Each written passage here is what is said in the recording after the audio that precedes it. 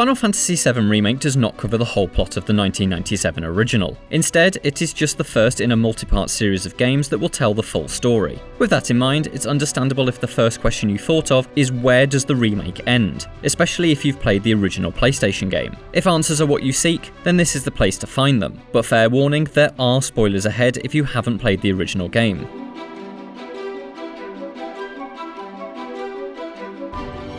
As Square Enix has stated several times before, Final Fantasy VII Remake is just the Midgar section of the original game. That means the 2 Mako reactors, the slums, War Market, and the towering Shinra HQ building. Nothing beyond the borders of the Steel City is shown at all, aside from in the odd flashback. The very final scene of Remake sees Cloud, Tifa, Barrett, Aerith and Red 13 walking away from Midgar into the world of Gaia, with plans to stop Sephiroth from destroying the planet. It's almost exactly as it was at the end of the Midgar section of the original game. That means you won't get to see Calm or anywhere else from the original game's open world, but you will get to play through iconic moments like the fight with Rufus on the top of the Shinra building, the escape down the highway on Cloud's bike, and the big battle with the motorball tank. That's not to say that everything in the finale of Final Fantasy VII Remake is the same as it was in the original though. This is, after all, a reimagining and heavily expanded version of the story, and so there are new surprises to experience. If you want to see the finale with fresh eyes, then turn away now because spoilers are coming.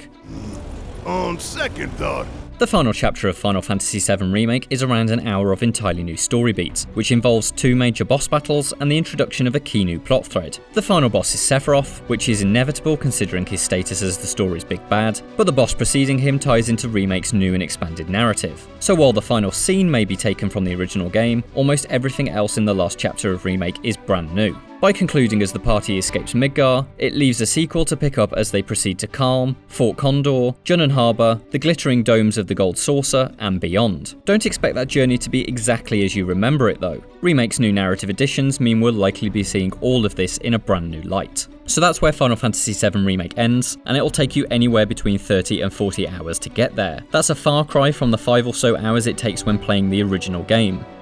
If you're looking for more Final Fantasy VII Remake, then why not check out our review or take a look at every minigame you can play.